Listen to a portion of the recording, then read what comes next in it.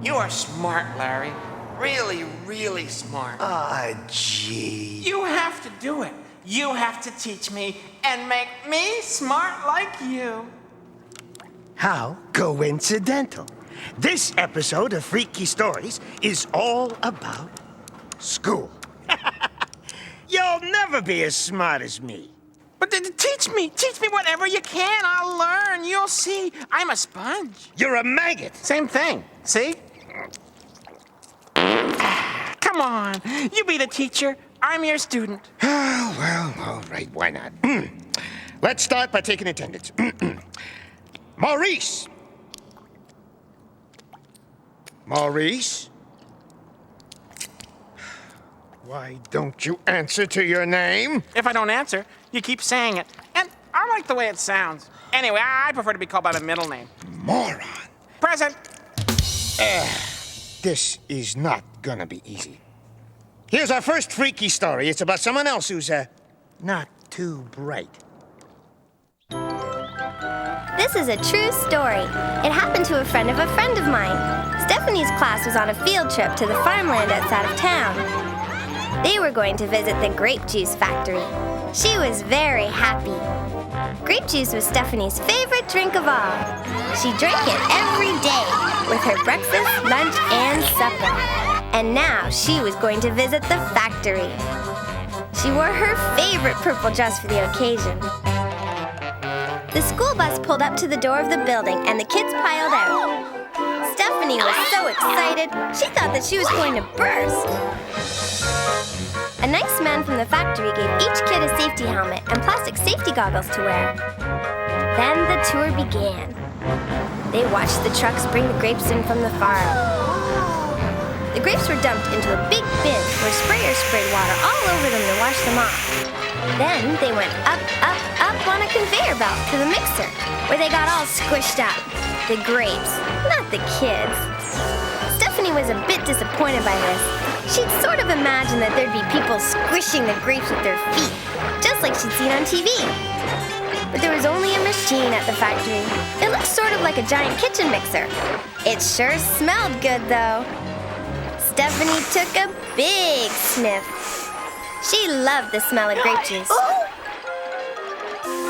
Then they moved on to the filter room. The man from the factory explained that this was the place where the grape skin, seeds, and stems are removed. The grape juice splashed happily along through glass tubes, through the filter, and on to the next stop, the cooking vat. The nice man from the factory led the kids up a steep ladder to the top of the cooking vat. The vat was as big as a house.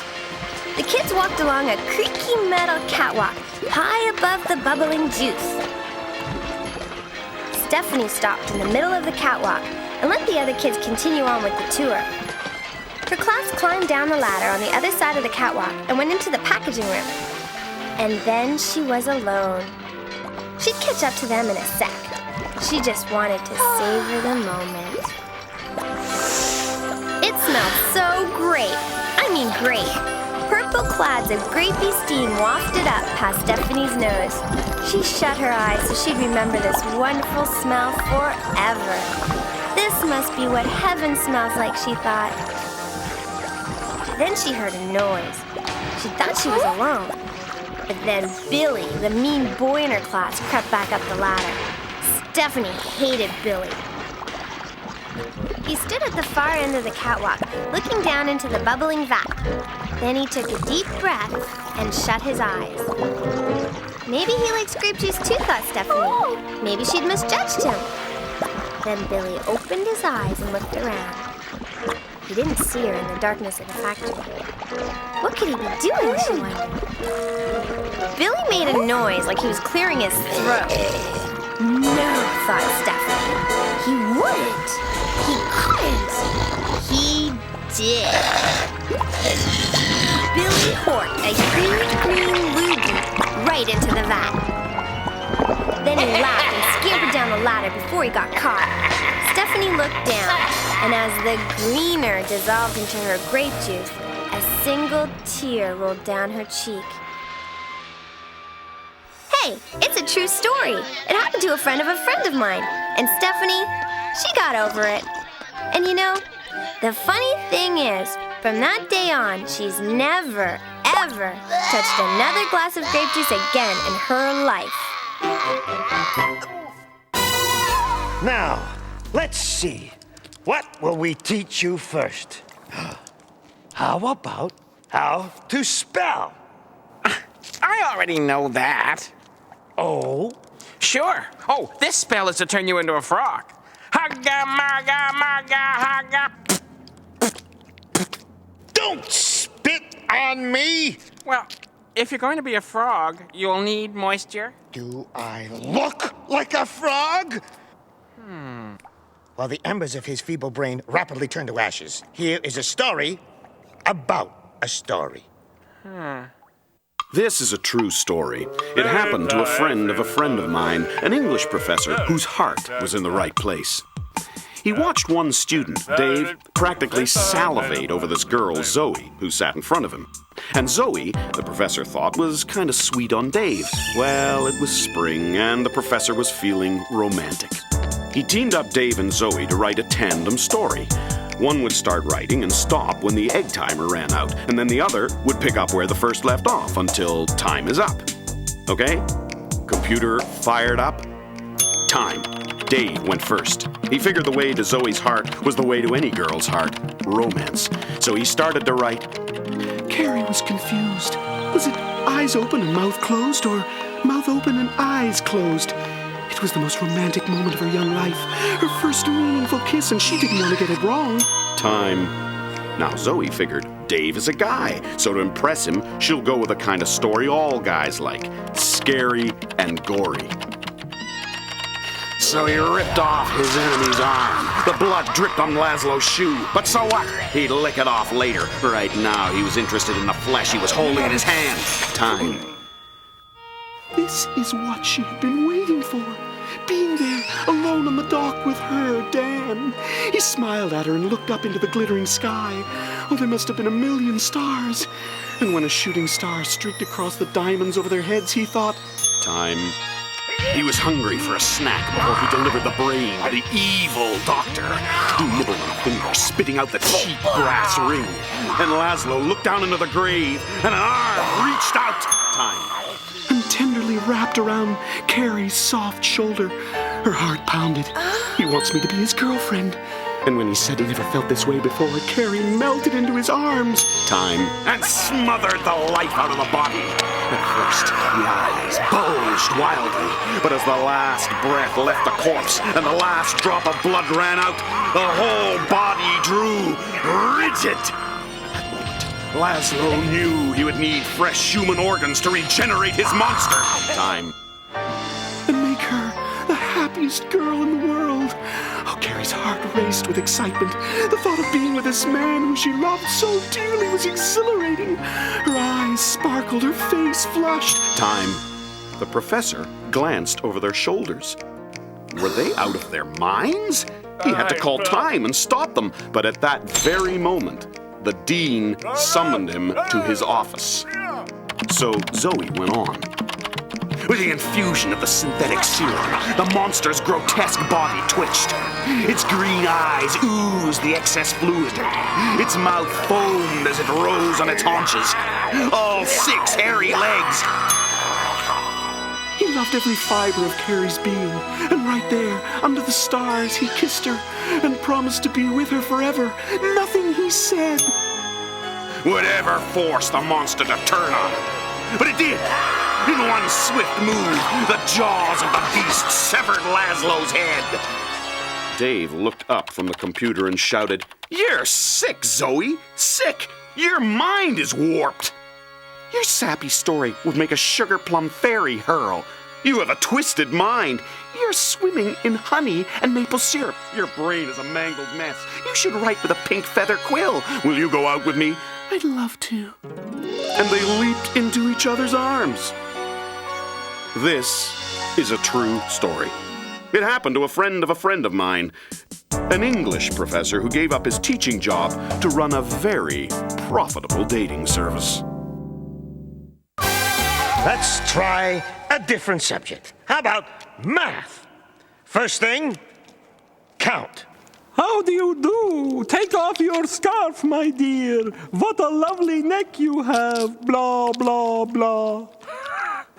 Not that kind of count. Count.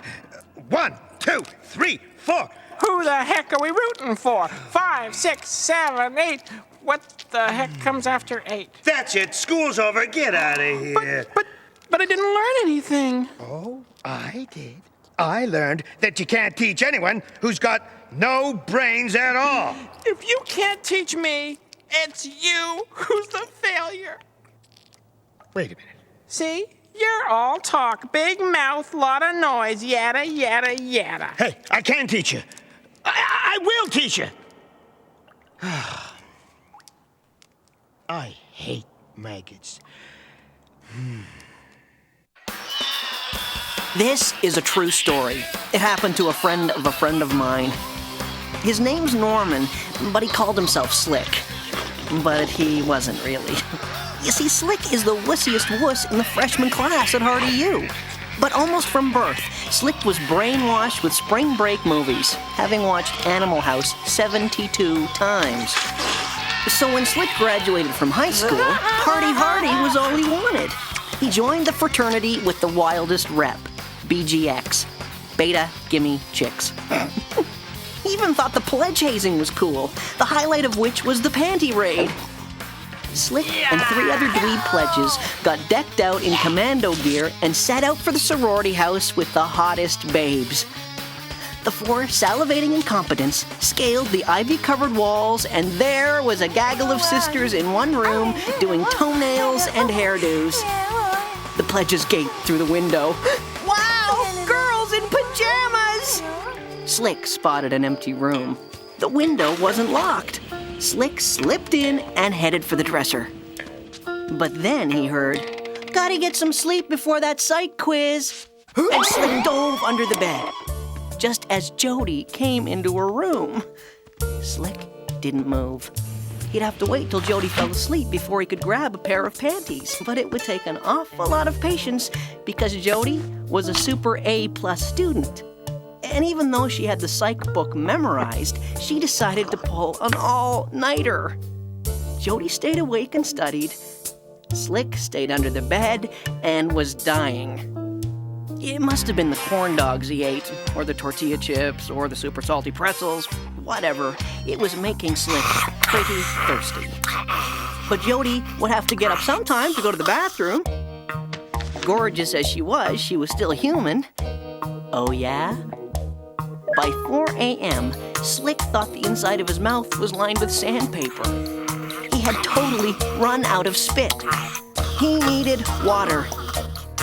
He'd have to roll out and surrender.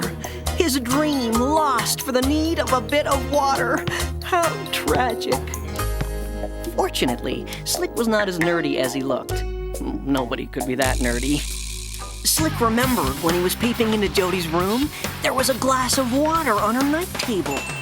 While she was absorbed in her books, ever so slowly, Slick's hand slid up the side of Jody's bed. Jody reached for a pencil, almost touching Slick's hand. The pencil rolled off the table, and when Jody reached down, Slick put the pencil into her hand. Jody was so into studying, she never noticed. So Slick made another try for the water. And he got it! Slow and easy. He took the glass down and had himself one big gulp. It's times like this that one tells God he will never participate in a panty raid. Unless, of course, he gets away with this one. By morning, Slick was still under the bed, and Jody was still memorizing every word of every psych book ever written. Finally, Jody packed it in. She swung her feet over the side of the bed and she screamed. The other girls rushed in. "My contacts," Jody said. "I put them in this glass of cleansing fluid on the night table and they're gone." This is a true story. Oh yeah, happened to a friend of mine, Norman. And since that all-nighter, he can really watch his diet, since his stomach is now wearing contacts.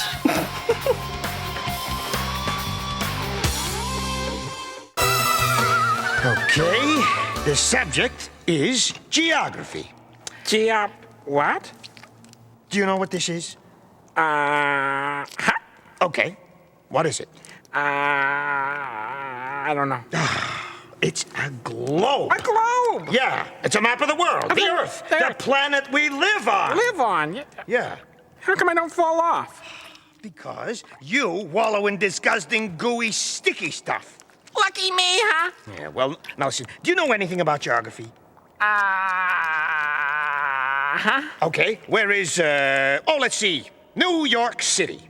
In the northeast United States, 180 miles southwest of Bridgeport, Connecticut, 26 miles east of Newark, New Jersey, latitude 41 degrees north, longitude 72 degrees. What? Just came out. Prince Albert in... Saskatchewan, northeast of Saskatoon on Capella River, south of Waskesiu Lake. Maurice, you are a geography savant. What did you call me? Savant! Geography savant. It means you know everything there is to know about geography. But about everything else, you're a complete, brainless idiot. Yep, that's me, all right. This is a true story. It happened to a friend of mine. Wayne had a problem. He was flunking biology, and he really needed this credit to graduate. It was frog dissection day, the one science thing that he was good at. Everything was going real good until near the end of class when Wayne took the frog that he was dissecting and stuck it on his thumb like a puppet. Then he turned to Henrietta, the girl at the next lab station. He didn't really like her, but he was crazy about Marianne, her lab partner. Marianne was on the swim team, and she was very pretty. He tapped Henrietta's shoulder. When she turned around, he stuck his frog thumb puppet right into her face. She screamed so loud that her retainer flew out of her mouth and right into the hole in the frog that she and Marianne were dissecting. Henrietta kept screaming. Everyone was looking at them. This wasn't working out so well. The teacher made him stay after class and clean up. He had to scrape each of the carved up frogs out of the dissecting trays and into a rusty old bucket, guts and all. Then he had to take the bucket to the custodian's office and dump it into a big bin. So he was in the hall near the custodian's office when he saw this big metal bin sitting on a trolley cart in the hallway. Wayne figured that this must be the place where he was supposed to dump the frog guts. He lifted the lid and poured the stuff into the bin. Then he went to his next class. A couple of hours later, the bell rang. It was lunchtime, which was a good thing because Wayne was hungry. He went to the cafeteria wondering what the special of the day would be. It was a choice between the French fries with gravy and the meatloaf and mashed potatoes with gravy. Very popular item, gravy. So when he got to the caf, something was going on. The swim team was having a fundraiser to raise money so they could go to the regional finals. A chili sale. Cool. Wayne liked chili. It came with nachos. Marianne from Wayne's biology class was scooping the chili into bowls and handing it out to people. She waved him up to the front of the line. "Hi," said Marianne. Wayne said hi back. She asked him if he wanted some chili. He said, "Sure." She scooped an extra big gob of chili into his bowl and handed it to him. "That was really funny what you did in class today," said Marianne. She gave him some nachos, too. "Yeah," said Wayne. He was getting the feeling that maybe she kind of liked him. She asked if she could eat with him, and he said, "Sure." That's when Wayne realized that something was kind of familiar. He said, "I'll be right back." He ran to the custodian's office as fast as he could, but the big metal bin and trolley were gone. He went back to the cafeteria where Marianne was waiting, but she hadn't waited for him. She was just about finished eating her bowl of chili. Wayne sat down and he made his most serious face. Marianne was smiling at him. Wayne had a problem. He could fess up and admit that he dumped a big rusty bucket full of frog guts into the swim team's fundraising chili and Marianne would hate him forever. And he'd get kicked out of school and not graduate. And the swim team would pound the living snot out of him. Or he could keep his mouth shut. No one would know the difference, and everything would be fine. So Marianne said, "Try the chili." It's really good. And she smiled at him. Hey, it's a true story. It happened to a friend of mine. And Wayne? He's no fool. He ate the chili. And you know what? It wasn't bad. Kinda tasted like chicken. I can't go on. My head's tired. My belly's empty. Listen. The customer on table 4 had stepped on a glob of waffle. And who can resist squooshed waffle? Oh, hey, Maurice, table 4 is in the west side of the diner. I know east from west. I'm a geography genius, right? But that way's west, and that way's the...